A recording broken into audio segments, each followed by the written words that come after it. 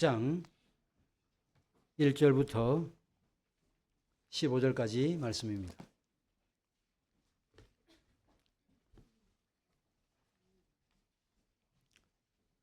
출애굽기 16장 1절부터 15절까지 말씀 보겠습니다.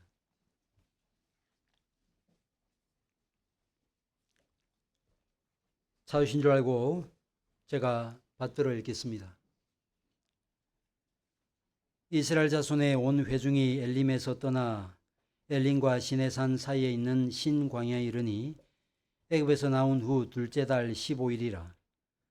이스라엘 자손 온 회중이 그 광야에서 모세와 아론을 원망하여 이스라엘 자손이 그들에게 이르되 우리가 애굽 땅에서 고기 감아 곁에 앉아 있던 때와 떡을 배불리 먹던 때에 여호와의 손에 죽었더라면 좋았을 것을 너희가 이 광야로 우리를 인도해 내어 이 온 회중이 줄여 죽게 하는도다.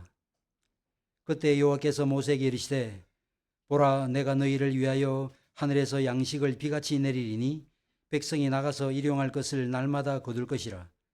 이같이 하여 그들이 내 율법을 준행하나 아니하나 내가 시험하리라. 여섯째 날에는 그들이 그 거둔 것을 준비할지니 날마다 거두었던 것에 갑절이 되리라. 모세 아론이 온 이스라엘 자손에게 이르되 저녁이 되면 너희가 여호와께서 너희를 애굽 땅에서 인도하여 내셨음을 알 것이요 아침에는 너희가 여호와의 영광을 보리니 이는 여호와께서 너희가 자기를 향하여 원망함을 들으셨음이라. 우리가 누구이기에 너희가 우리에게 대하여 원망하느냐.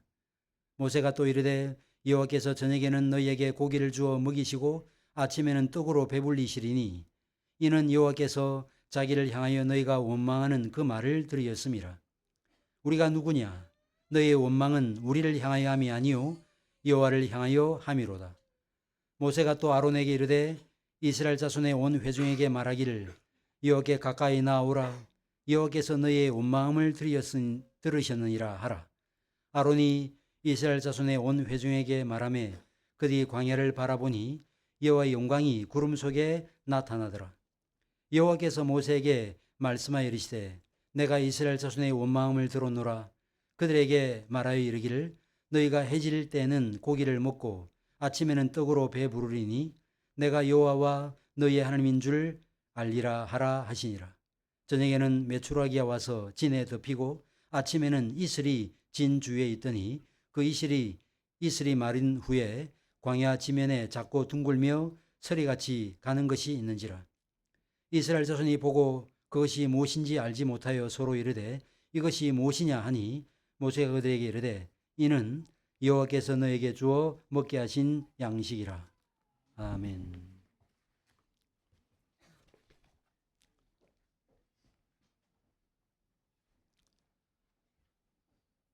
아담과 하와가 에덴 동산에 있었을 때 생존할 수 있었던 것은 보기에도 아름답고 먹기에도 좋은 각종 나무 실과를 하나님께서 그들에게 양식으로 주셨기 때문이었습니다. 그러나 이것들은 육신의 생명을 이어가게 만드는 수단일 뿐 그들의 진정한 생명을 유지하는 열매는 아니었습니다.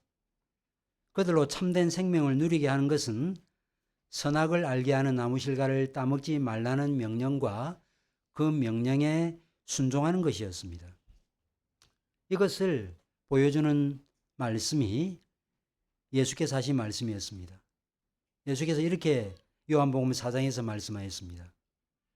나의 양식은 나를 보내신 이의 뜻을 행하여 그의 일을 온전히 이루는 이것이라고 말씀했습니다.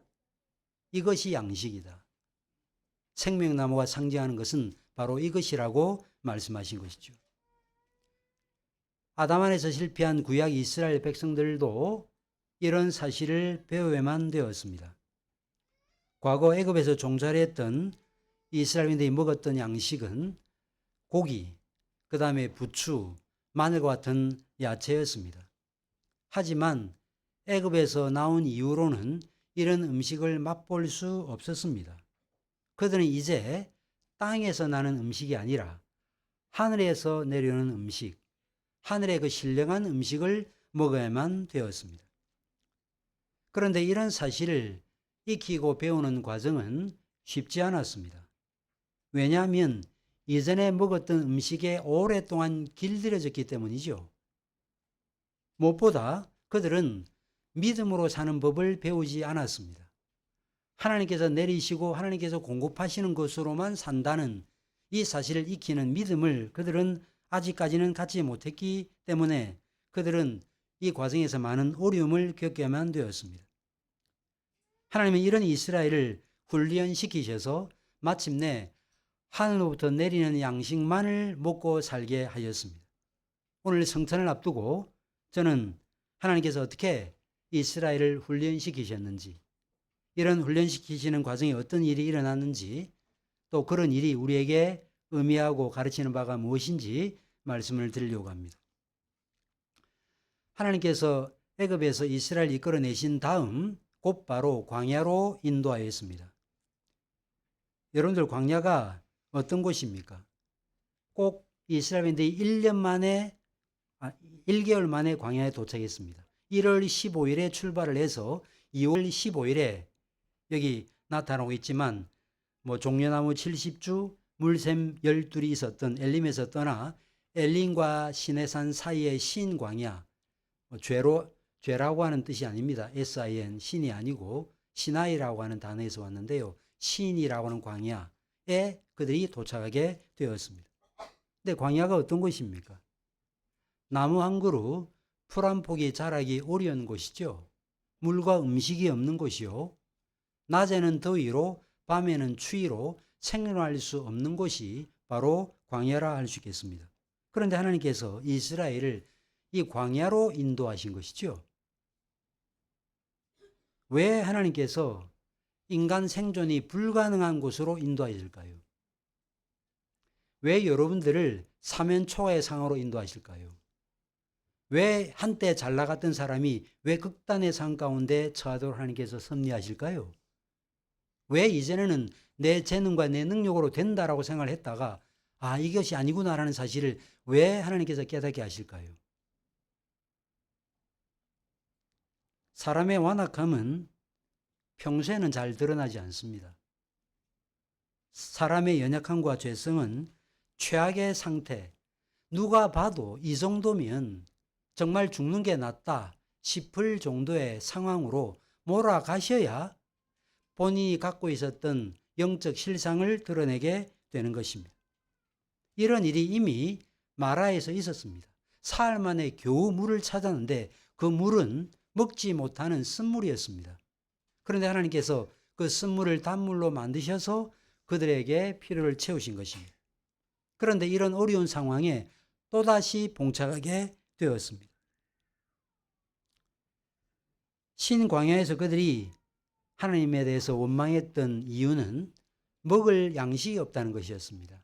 처음에는 먹을 물이 없었고 그 다음에 먹을 양식이 없었습니다. 물과 양식, 인간 생존에 가장 필요한 것 아니겠습니까?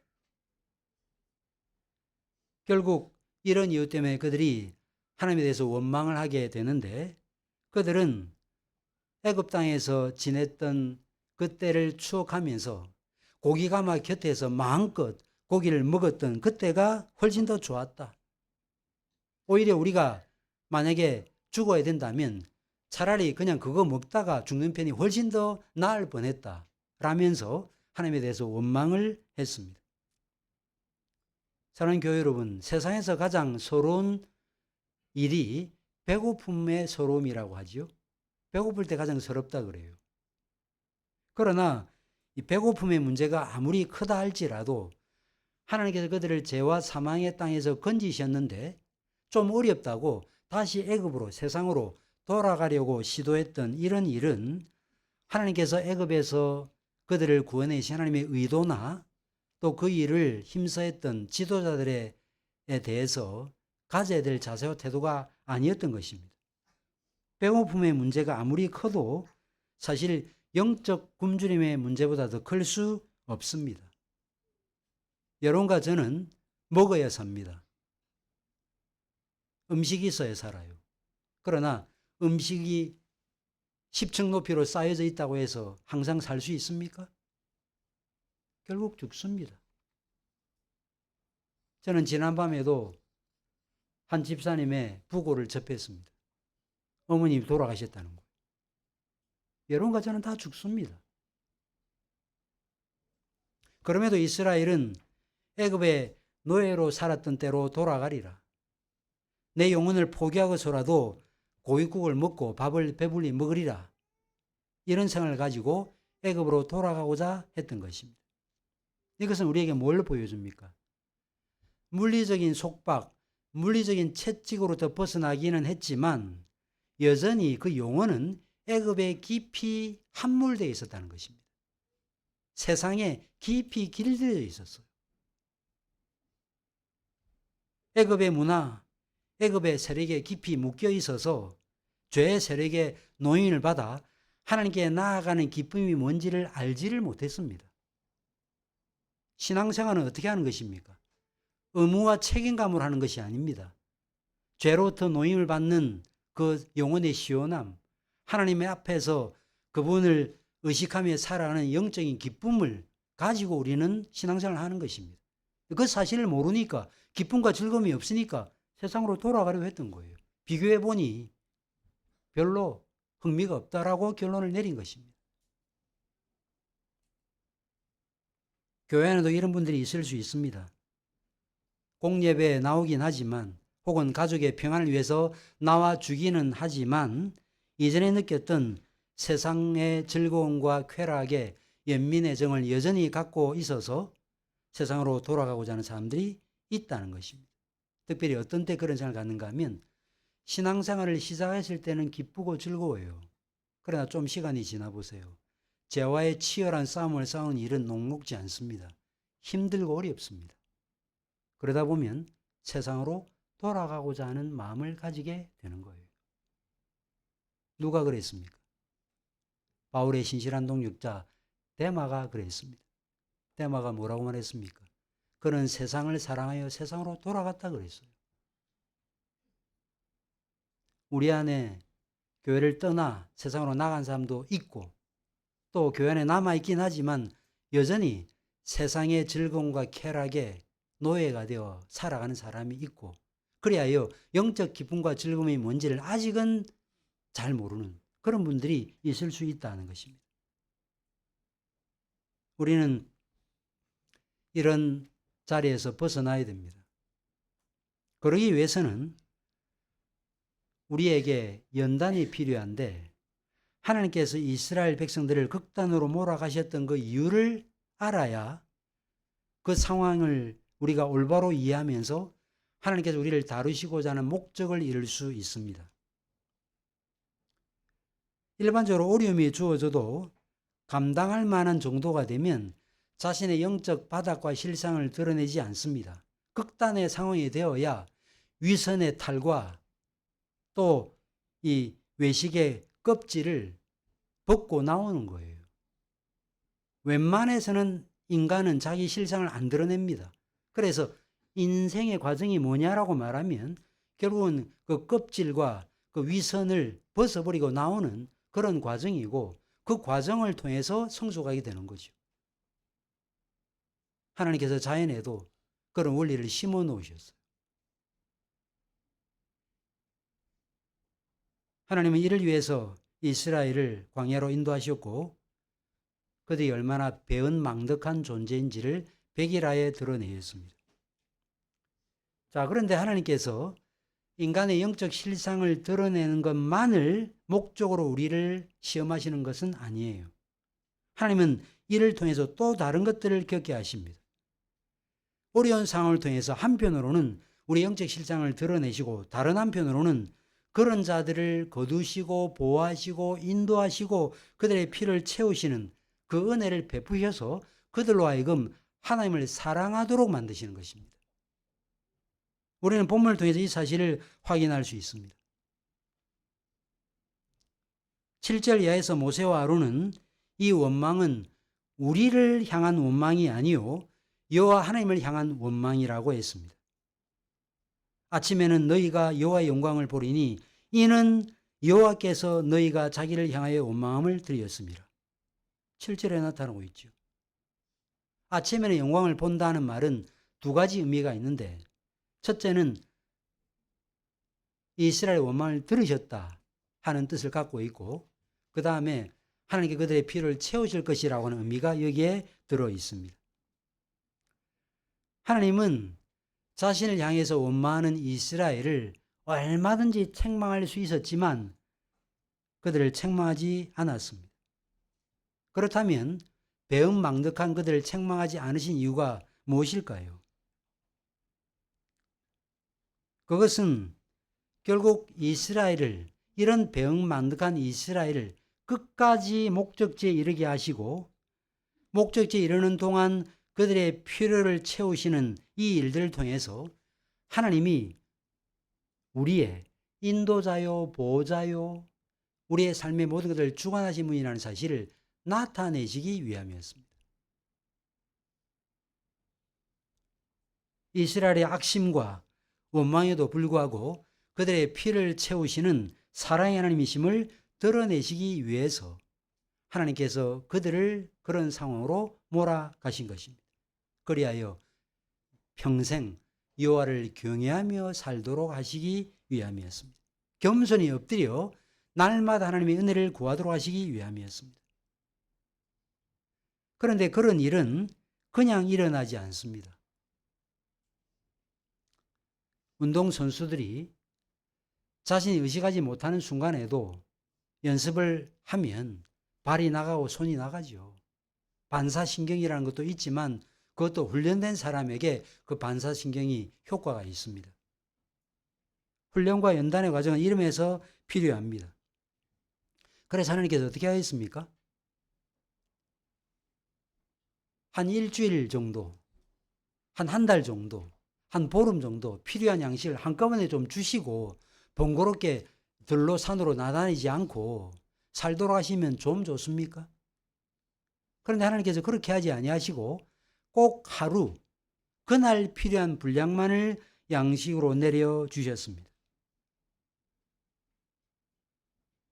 왜 하나님이 그렇게 하실까요? 왜 우리에게 한꺼번에 필요를 충분히 채워주지 않으실까요?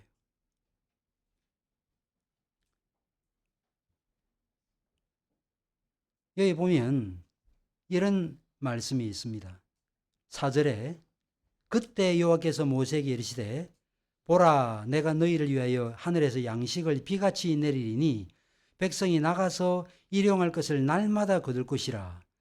그러면서 이렇게 말씀하죠. 이같이 하여 그들이 내 율법을 준행하나 아니하나 내가 시험하리라고 말씀했습니다. 명령을 주시고 그 명령을 지키나 지키지 않나 시험하시기 위해서 하나님께서 매일 필요한 양식을 하루하루 주셨다는 것입니다. 시험하시기 위함이었다. 이렇게 말씀하고 있으니 우리가 이런 질문을 할 수 있죠. 그러면 시험의 목적이 무엇이었을까? 질문할 수 있을 것입니다. 그들을 연단하여 온전한 사람으로 성숙시키는 것이 그들을 시험하신 목적이었다라고 볼 때 결국 하나님께서 그들을 시험하셨던 것은 스스로의 힘으로는 살 수 없는 절망적인 상황에서 하나님이 친히 하늘로부터 양식을 내려주심으로써 그들의 생명이 하나님의 은혜와 능력으로만 유지된다 하는 것을 알도록 하시기 위함이었다고 볼 수 있을 것입니다. 그래서 하나님께서 하늘에서 양식을 비처럼 내려주셨는데 하루 분량만 가져가도록 하신 거죠. 많이 가져가면 어떻게 돼요? 다음날 아침에 썩어서 못 먹는 거예요. 그것도 일정 시간 안에만 가져가도록 했습니다. 늦게 일어나서 양식을 가져가도록 하지 않으셨어요. 하나님은 각 사람이 일용할 것을 날마다 그 시간에 가서 거두도록 훈련시키셨습니다. 왜 그러면 하나님께서 하루 꼭 필요한 분량 한 오멜만 주셨는가? 한 오멜은 10분의 1 에바인데 한 22kg 정도 돼요. 여러분 20kg 쌀 들어보셨죠? 그 정도 분량을 매일 주신 거예요. 왜 하나님께서 몇 가마씩 좀 쌓아두도록 하지 아니하시고 왜 일용할 양식만 주도록 하셨을까? 하나님께서 장정만 60만, 한 200만 정도 될 것이라고 추정하는데 그들의 양식을 채우지 못하셔서 그러셨을까요? 그런 분이 아니었습니다. 왜 그러면 하나님께서 꼭 필요한 하루의 양식만 그들에게 주도록 하실까요? 만약에 양식을 쌓아두도록 하셨다면 양식을 의지하지 양식을 주신 하나님을 의지하지 않았을 것입니다. 여러분과 제가 그런 존재거든요. 먹고 살만하면 자기를 의지합니다. 이 정도면 되었다. 이 정도면 내가 살 수 있지. 아, 내가 자격증도 땄지. 좋은 직장도 구했지. 뭐 이 정도면 되었다 하면서 실상은 뭘 의지하는가 가만 보면 자기의 능력과 경험과 지위를 의지하는 것입니다. 하나님이 이런 인생들로 우리를 부르지 않으셨거든요. 매일매일 일용할 양식을 하나님께 구하는 방식으로 삶을 살도록 하시기 위해서 우리를 부르셨기 때문에 하나님께서 흔들어 넘치도록 주실 수 있으나 그렇게 주지 아니하시고 꼭 하루 필요한 분량만을 주신 것입니다. 실제로 사람들이 그렇지 않습니까? 돈벼락 만다 그러는데 로또 당첨되면 어떻게 살던가요? 삶이 행복하지 않습니다. 처음에는 좋았습니다. 그런데 대개 보면요. 가족 간에, 친구 간에 관계에 어려움이 생기고 그 다음에 탕진했다가 결국은 쪽박을 차는 이런 일들이 일어나게 되는 것입니다. 결국 하나님께서 생명을 주셔야만 하루를 살 수 있다는 사실을 우리로 깨닫도록 하시기 위해서 하나님께서 영육간의 은혜를 한꺼번에 주지 않으신 거예요. 그 사실을 알아야 됩니다. 오늘 내가 신자답게 살려면 오늘 필요한 은혜를 구하셔야 됩니다. 오늘 필요한 양식을 달라고 간구하셔야 됩니다. 하나님은 이런 사실을 반복적으로 체험하도록 하였습니다. 매일매일 경험하도록 하였습니다. 그리하여 하나님께 대한 신뢰와 믿음이 날마다 강건해질 수 있도록 역사하신 것입니다. 그리하여 나는 하나님이 주시는 것만으로 살 수 있구나 하는 사실을 뼈저리게 깨닫게 하신 것이죠. 그리하여 감사와 사랑으로 하나님께 나아가 하나님과 깊은 사귐과 교통의 은혜를 누리도록 하신 것입니다. 하나님께서 일용할 양식을 매일매일 주셨던 것처럼 우리 예수님도 누가 보면 11장에 나타나지만 저희들에게 기도를 가르쳐 주실 때 일용할 양식을 구하라고 가르치셨습니다. 오늘은 어떤 날이죠? 여러분 오늘 며칠입니까? 10월 12일이에요. 오늘은 단순한 시간의 흐름이 아닙니다. 오늘은 매일 주어지는 은혜의 시간이고 동시에 우리가 결단해야 될 시간입니다. 오늘은 영적 성장과 순종의 기회로 삼아야 될 오늘이에요. 이스라엘이 바로 그 훈련을 오늘 했거든요. 오늘 훈련을 했다면 우리도 오늘 10월 12일 내일도 그 훈련을 해야 되는 거예요. 하나님께서 그를 위해서 오늘을 주셨어요. 시간이 지나면 오늘은 어제가 되고 시간이 지나면 내일이 오늘이 됩니다. 과거는 지나가고 미래가 아직 주어지지 아니한 상황에서 오늘만 있을 뿐이에요. 우리는 항상 오늘만 있습니다. 내일이 있을지 없을지는 모릅니다.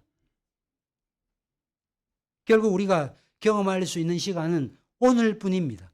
오늘이야말로 우리의 믿음이 드러나는 시간이고 하나님과의 관계가 깊어지는 시간입니다.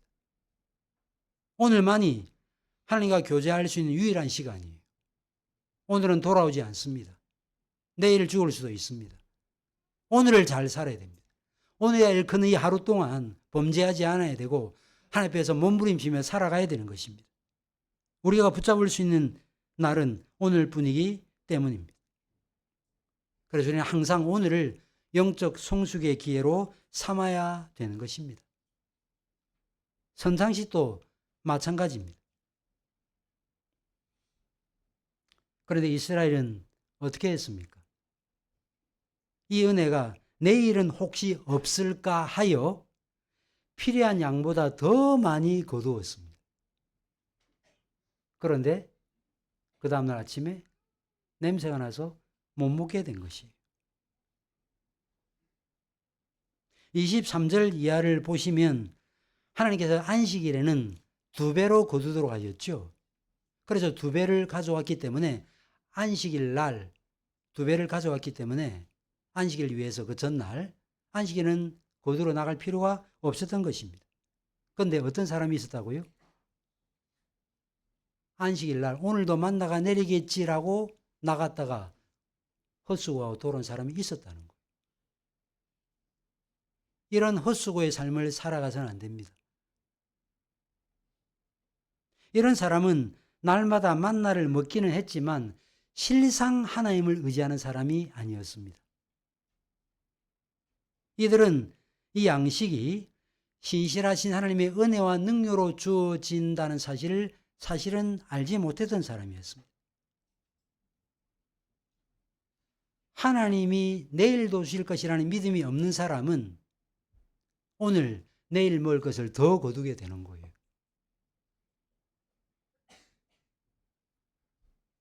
바로 이런 사람들은 불신앙과 배은망덕의 부류들입니다. 하나님은 바로 이런 사실, 인간이 얼마나 부패하고 인간의 죄성이 얼마나 뿌리 깊이 박혀 있는지 그것을 깨닫도록 하시기 위해서 이스라엘을 광야로 내모신 것입니다. 그리하여 하늘로부터 내리는 만나를 기대하면서 하루하루 살아가는 것 이외에 내가 매일매일 살아갈 수 있는 다른 비결이 없다는 사실을 깨닫게 하셨다 하는 것이죠. 여러분들 만약에 이스라엘이 하늘에서 내리는 만나가 아닌 예를 들어서 다른 가능성이 있었다면 농경지나 과수원이 있었다면 아마도 이스라엘은 하나님의 은혜로 산다라고 말하지 않았을 거예요. 무슨 하나님의 은혜로 살아? 내 지혜와 내 능력과 내가 갖고 있는 좋은 직장과 나의 경험과 지혜로 살지 무슨 하나님의 은혜로 사느냐? 그렇게 분명히 말했을 거예요. 하나님은 이런 인생의 간사한 성품을 아셨기 때문에 우리를 어떻게 하십니까? 광야로 내모시는 거예요. 너는 지금까지 너의 힘과 지혜와 능력으로 사는 줄 알았지? 인생은 그런 것이 아니야. 하는 사실을 깨닫도록 하시기 위해서 우리를 광야로 내모시는 거예요. 신자는 그 사실을 깨닫는 사람이에요. 그 사실을 깨닫고 오늘을 하나님 앞에서 사는 사람이라 할 수 있겠습니다.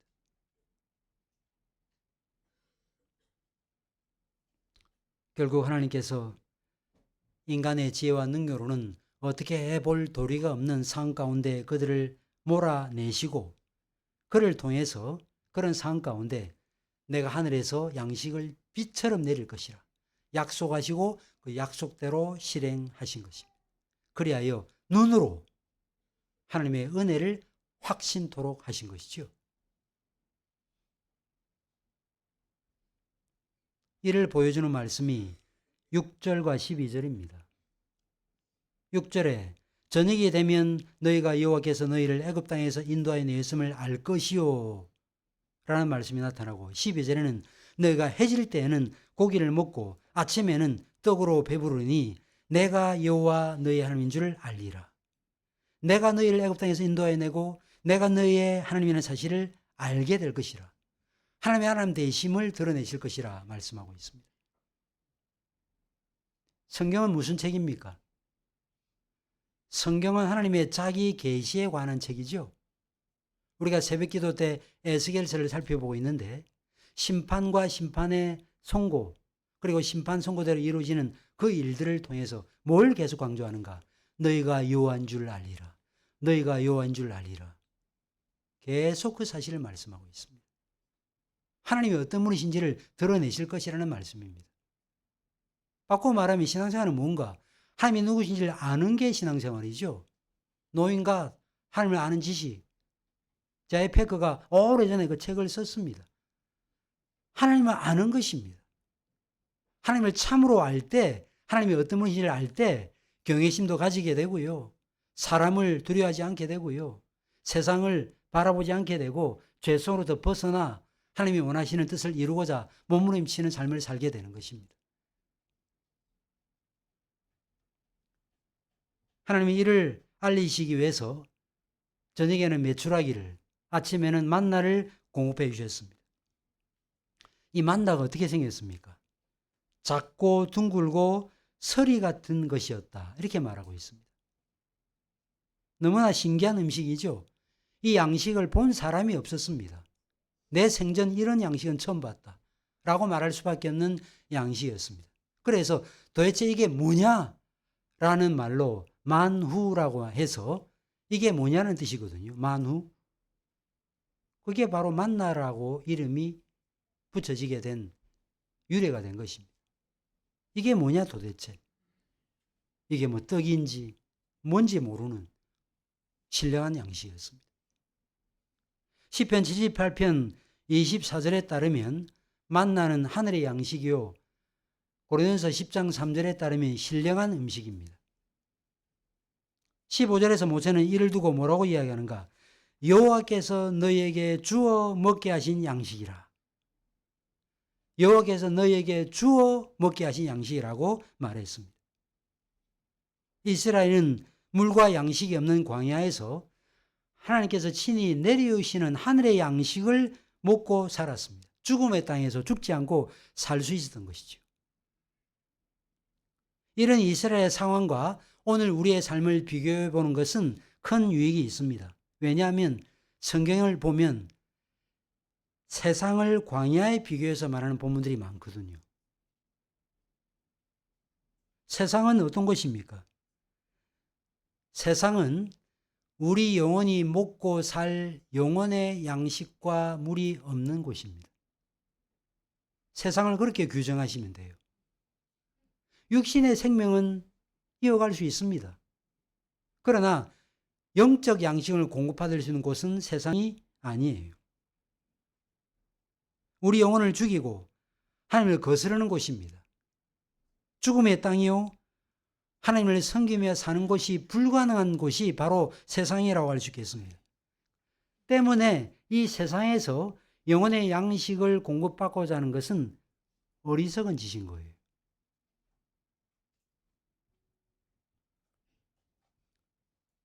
이런 영적 죽음의 땅에서 신자는 어떻게 그러면 살 수 있습니까? 만나로 먹고 삽니다. 이제는 알지도 못하고 듣지도 못한 새로운 양식을 먹고 사는 거죠. 사람의 노동이나 땅에서 얻은 소산으로 먹고 사는 게 아니고 이것과는 전혀 다른 생명, 즉 하늘부터 내리는 영적 생명을 먹고 살아가는 것이고 이 생명은 곧 예수 그리스도를 통해서 얻은 생명입니다. 우리가 그분 안에서 생명을 얻은 것입니다.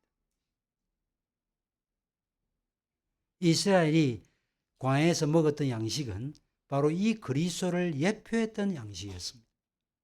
이 사실을 어디에서 확인할 수 있습니까? 요한복음 6장에서 확인할 수 있죠. 오병이어의 기적을 일으키신 다음에 자신을 왕으로 삼으려고 하는 이스라엘 백성들에게 나는 생명의 떡이니 내게 오는 자는 결코 줄이지 아니할 터이요 나를 믿는 자는 영원히 목마르지 아니하리라 말씀했습니다. 그래서 하늘 양식이 만나가 하늘부터 내려온 것처럼 나도 하나님께로부터 보냄을 받았다고 말씀하시면서 이스라엘이 만나를 먹고 살았던 것처럼 너희는 나를 먹고 살아야 된다고 말씀하신 거죠. 내 살을 먹고 내 피를 마시는 자가 참된 생명을 누릴 수 있다고 말씀하셨던 것입니다. 그리하여 예수님 자신이 진정한 만나의 실체임을 드러내셨던 것입니다. 우리는 이 만나이신 그리스도를 통해서 우리 생명을 누리고 살아가는 것입니다. 근데 이스라엘이 이 사실을 깨닫지 못했던 거죠. 도대체 이게 뭐냐? 만후라고 이름을 붙였던 것입니다. 이처럼 예수께서 내가 생명의 떡이다, 내 살을 먹고 내 피를 마셔야 산다라고 말하니까 도대체 이 무슨 어려운 말씀인가? 라고 하면서 그들도 역시 만후라고 말했던 거예요. 실제적으로. 도대체 이게 뭐냐? 이게 무슨 말도 안 되는 이야기냐? 라고 말했던 것입니다. 그러나 신자는 어떤 사람이죠? 그게 뭔지를 아는 사람이죠. 그 생명이 뭔지를 아는 사람입니다. 그 생명이 자기 마음 가운데 약동하는 것을 느끼고 경험하는 사람이 신자라고 할 수 있겠습니다. 신자는 죽음의 세상에서 그리스도 살과 피에서 나오는 영적 생명을 먹고 살아갑니다. 이 생명의 양식은 이전에 듣지도 보지도 못했던 양식이죠. 그래서 믿기 이전에는 뭔지 몰랐던 그 어떤 것, 그것을 알게 된 거죠. 내가 이제야 찾았다. 내가 이제야 만났다. 믿는 사람들이 이것으로 산다라고 말을 했는데 이것으로 산다는 말의 의미가 뭔지 내가 이제야 알았다. 라고 말하게 되는 것입니다. 믿음의 눈이 떠진 그 순간부터 그리스도의 은혜가 뭔지, 그리스도가 왜 우리에게 진정한 생명이 되신다고 말씀하는지를 알게 된다는 것입니다. 하나님께서 우리를 의롭다 하셔서 우리로 자녀로 삼아주시고 우리와 화목하시고 그리하여 하나님을 뵙게 되는 그 영혼의 기쁨이 뭔지를 우리로 깨닫게 하시는 것이고 그 깨달음을 가지고 오늘을 살아가는 것입니다. 이 사실이 얼마나 중요한지 하나님은 이 사실을 가르치기 위해서 32절 이하에서 만나 한 오매를 항아리에 담아 증거판 앞에 두어서 오고 오는 모든 이스라엘에게 증거가 되게 하라고 명령했습니다. 왜 하나님께서 이런 조처를 취하셨을까요?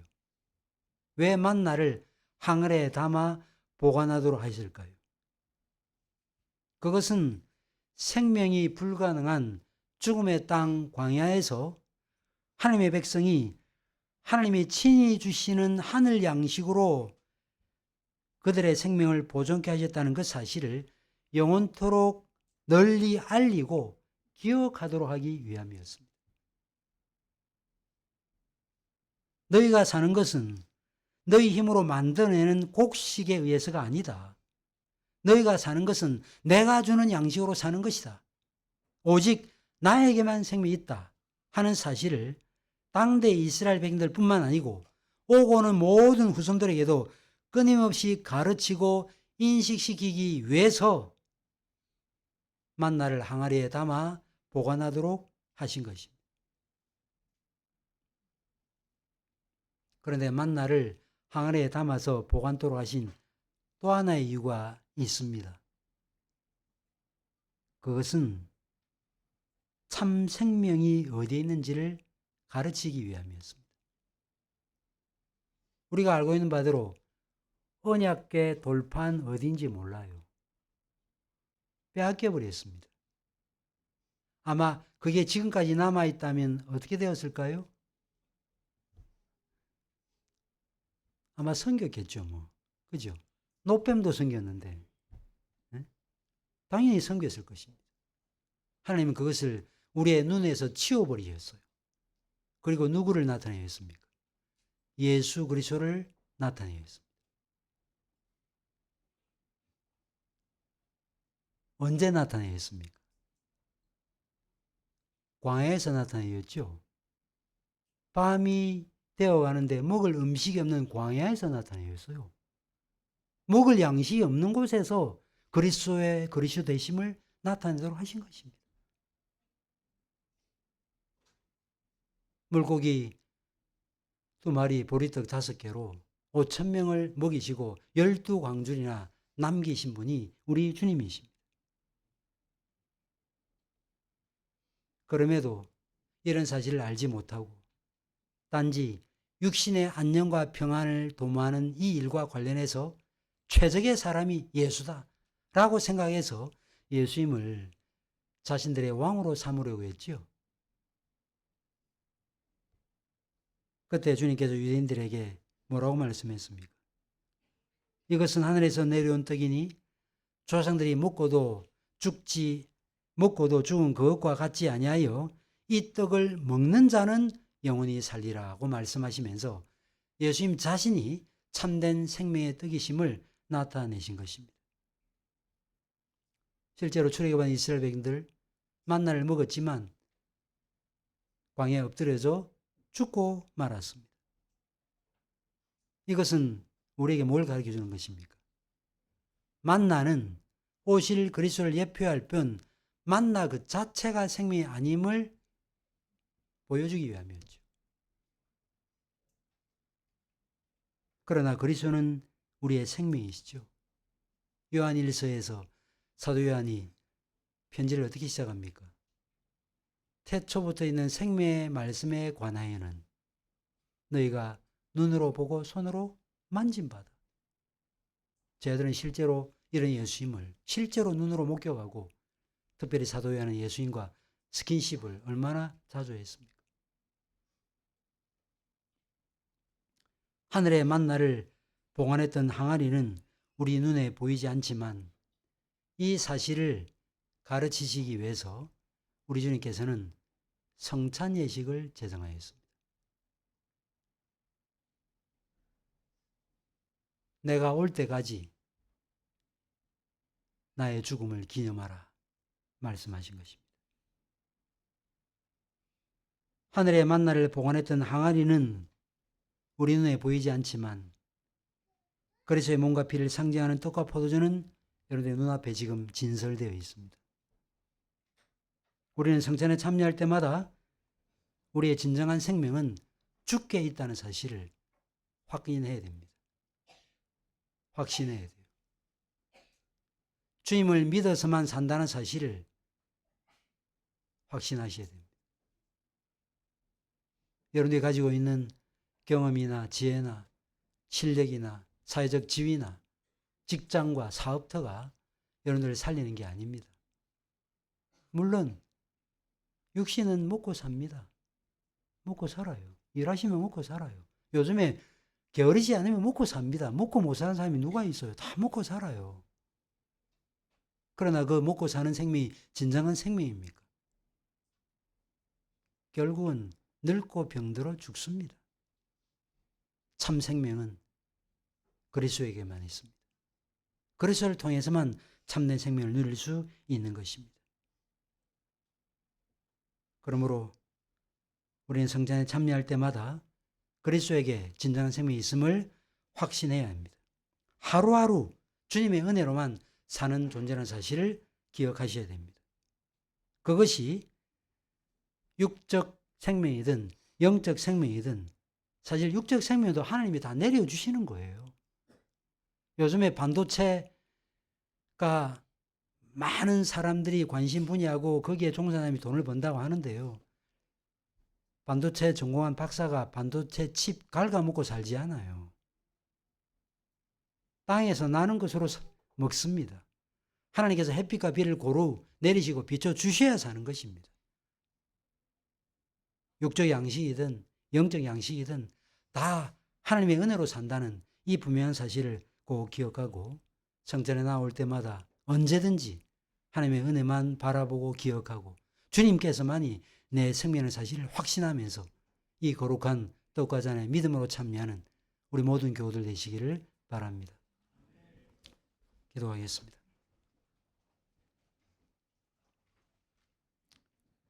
하나님 아버지, 오늘도 주의 말씀을 함께 상고하고 이 말씀이 우리에게 주는 바와 교훈의 말씀에 귀를 기울이게 하시니 감사합니다.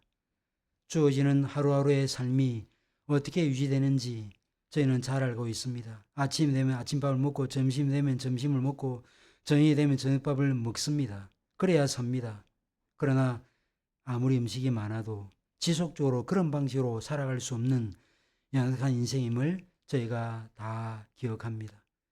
우리의 참 생명은 그리스도에게 있으며 그리스도만을 믿고 의지하고 그분을 우리의 것으로 만들고 그분을 우리의 삶의 모든 것으로 여기고 그분이 우리의 살과 피가 될 때만 참된 생명을 누리고 살아갈 수 있음을 기억하고 오직 그분의 은혜만을 바라보고 구할지언정 세상으로 돌아가 세상의 기쁨과 즐거움을 구하는 그런 어리석음을 범치 않도록 인도하여 주옵소서.